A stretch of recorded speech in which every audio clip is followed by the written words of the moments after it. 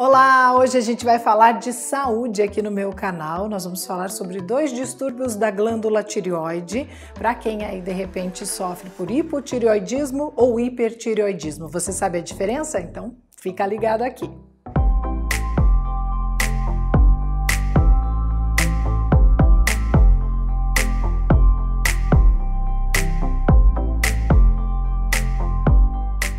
Minha entrevistada hoje aqui é a doutora Daniele Zanielli, ela é endocrinologista. Boa tarde, seja bem-vinda. Obrigada, é um prazer estar aqui. Prazer mesmo, todo nosso aqui. Agora a doutora começa explicando pra gente sobre a função da tireoide, né? Antes de mais nada. Onde que ela se localiza, enfim. Então, a tireoide é uma glândula, está localizada aqui na região anterior do pescoço, logo abaixo dessa cartilagem que é conhecida como pomo de Adão, né? Ela fica entre a cartilagem e essa parte superior do externo aqui. Então ela não costuma ser visível assim, né?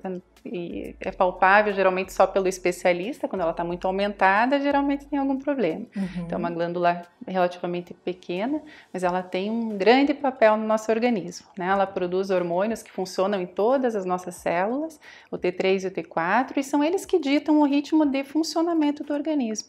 Então são hormônios essenciais, eles têm que estar em equilíbrio, né, para que isso promova um crescimento, desenvolvimento normais, para que a fertilidade seja normal, para que a parte metabólica fique normal. Então, eles são importantes em todas as fases da vida.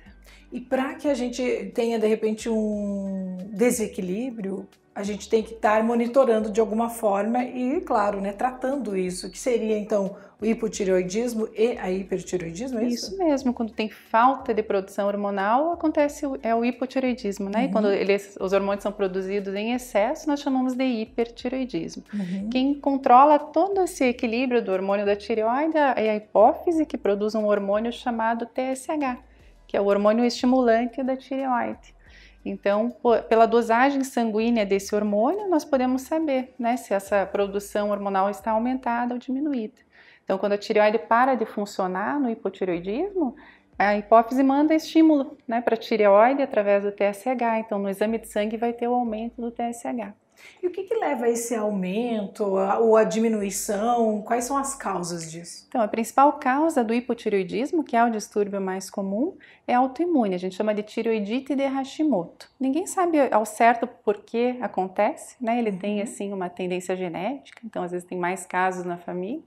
E o tratamento é simples, é com o hormônio da tireoide, né? Então esse hormônio a gente consegue comprar na farmácia, um hormônio igualzinho que a nossa tireoide produz. E o importante é sempre procurar atendimento médico, fazer um diagnóstico correto antes do tratamento, né? Pequenas alterações da tireoide podem acontecer por alguns motivos, como obesidade, por exemplo, o TSH sobe um pouquinho, então tem algumas alterações fisiológicas que acabam se corrigindo naturalmente. Então sempre tem que ter o diagnóstico bem certinho, bem definido antes do tratamento, nunca usar hormônio tireoidiano para emagrecer, né? O aumento do hormônio no organismo sem a necessidade dele pode levar a perda de massa muscular, perda de massa óssea, arritmias cardíacas. Então, o tratamento é simples, desde que seja bem orientado e com acompanhamento médico. Sim, né? Nada por conta própria, até por conta das consequências aí. E então, quando não é algo temporário, como você falou, você toma esse hormônio para o resto da vida? Não? Como é? Isso é variável, né? Depende do grau de disfunção da tireoide. Ela pode sofrer algumas inflamações também, que são as tireoidites. E essas alterações podem ser transitórias. No pós-parto é um período que acontece com uma certa frequência. Então pode ser que você precise do hormônio por um período determinado e depois deixe de precisar. Mas na maior parte das vezes, quando tem um hipotireoidismo bem definido, a necessidade realmente é para toda a vida. Se a tireoide passar novamente a produzir hormônio, tiver uma recuperação, isso vai ser visto nos exames, né, nas dosagens hormonais. Então a gente consegue ter uma pista disso, daí o médico vai avaliar e vai retirando a medicação à medida que tiver indicação. Sim. E como que eu posso ficar atenta a sintomas, de repente, para procurar ajuda? Os sintomas principais da falta do hormônio tireoidiano, do hipotireoidismo, que é mais comum, são sintomas comuns no dia a dia, né? Queda de cabelos, cansaço, alteração do sono, intestino preso, pele ressecada. O ritmo do organismo fica todo mais lento. E esses sintomas se confundem muitas vezes com o próprio estresse, com o cansaço, por isso que é tão importante confirmar o diagnóstico antes de usar o hormônio de tireoide para esses sintomas, né? E no hipertireoidismo é exatamente o contrário. Então o organismo está produzindo muito hormônio e o ritmo então fica acelerado.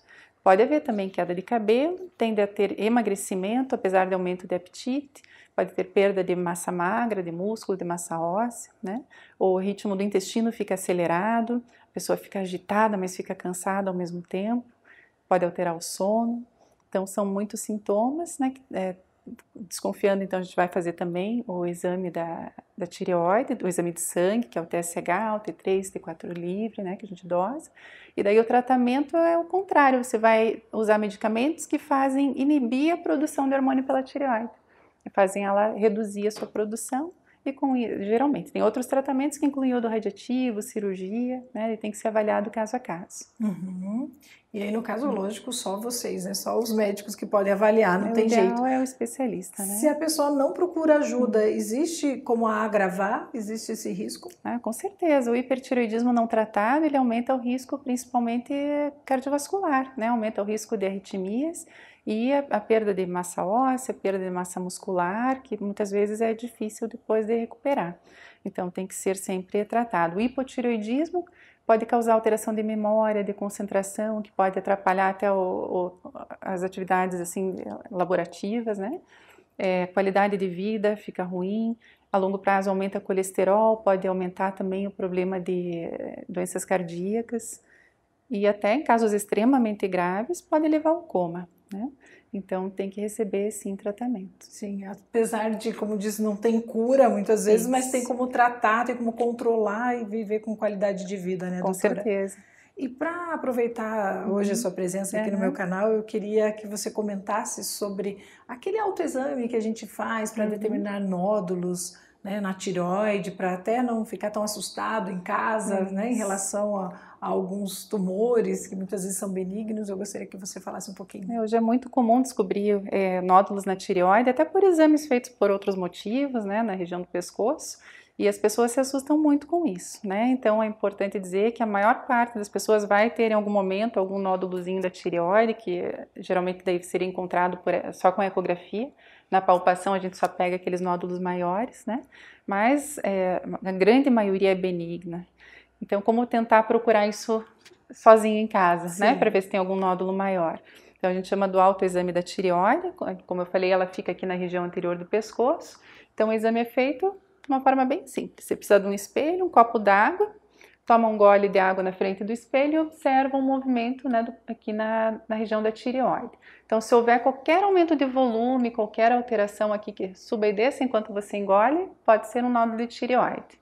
Aí você deve procurar um especialista, né, para confirmar se é isso mesmo, e aí ele vai pedir os exames necessários para fazer o diagnóstico. Olha que interessante. Boas essas dicas aqui pra gente. Doutora, muito obrigada. Até a próxima entrevista aqui com a gente. Valquíria. Até a próxima. Até a próxima. Se você gostou, curte aqui, não deixe de se inscrever. Já coloca também nos comentários o que é que você gostaria que eu comentasse aqui, quem eu, de repente, trago para dar uma entrevista naquele assunto que você tanto quer, tá bom? Beijo pra você e até a próxima.